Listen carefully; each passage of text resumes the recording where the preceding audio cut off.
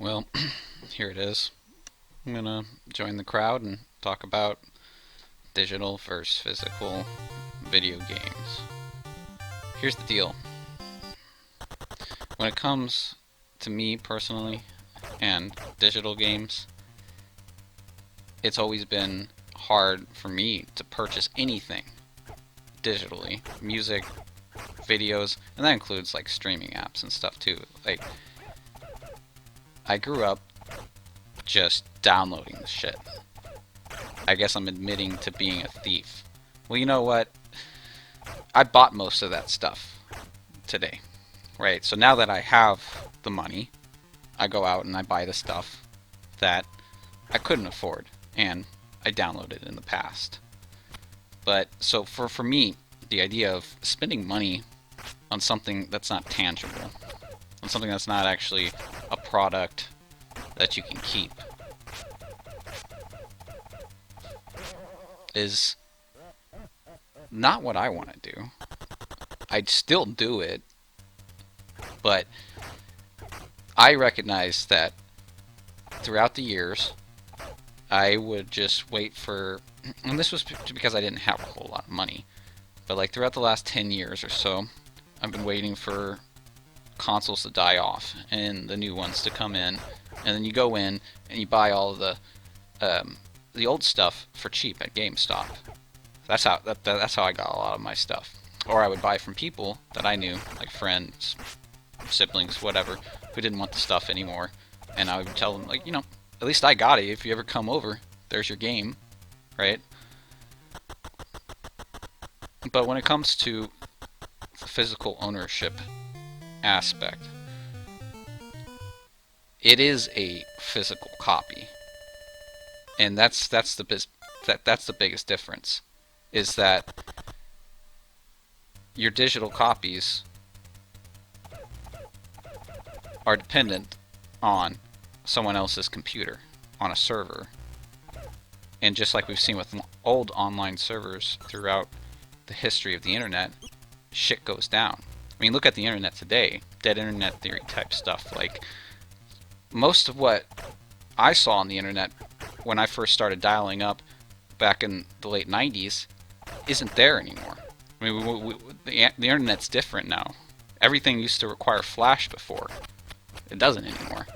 Now, I'm not a techie type guy, but I understand that, how link degradation works. So, my whole point is that getting locked into Nintendo, Sony, or Steam might not be a great idea. People might wonder why I mentioned Steam there. Well, Steam is a private company, unlike the other two. The other two are publicly traded companies, which your stuff's probably safer on the publicly traded companies because you have no idea what's going to happen with the private company. I'm full support of Steam not being public and everything, um, but eventually the person that owns it's going to die. And we've seen that with Disney. We've seen that with Ford, right? Like, these companies are nothing like they were 100 years ago. So maybe Steam is around 20, 30, 40 years from now. But ownership's changed, and they decide to go public, or they just decide to unilaterally, because they're not even beholden to, stockholders, change things. I hear a lot of people talk about how corporations in general are just greedy and only focused on profits, but those are publicly traded companies. Like, if you wonder why Steam is different than Nintendo, Xbox, Microsoft, Sony, like, it's because they're a private company. Like, it is very possible to just make a little money, to break even lose money, as long as your value isn't tied to that aspect like publicly traded companies are. And so that's the advantage of Steam. That's why we get good deals on Steam. That's why Steam is a good thing. But it's not guaranteed. You may not be able to download those games, those 500 games, not all of which are on your hard drive because, well, it's a lot of games. You may not be able to. I don't know, maybe we'll see what happens. Maybe you can just stream them all in the future. I doubt it, but I just don't see the infrastructure there. I don't see the internet infrastructure. Yeah, I can download stuff at 250 megabits, 500 megabits a second, but my upload speed's like 10. So, riddle me that.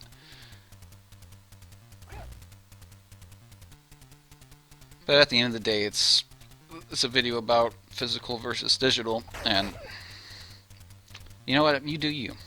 You do you. And just enjoy the stuff while you have it, while you're alive, you know? And, you know, maybe get some physical games, though, because it's cool. It's like treasure. And it doesn't matter how big your pile of treasure is. You could just have a few. And it might be more valuable to you that way. I know, you know, like choice overload, whatever, that type of stuff exists. So if you don't have a whole lot of stuff, don't sweat it. Because you could always download the stuff for free later when nobody cares about it. And the license holders don't even, maybe even exist. So yeah, there you go. Game over.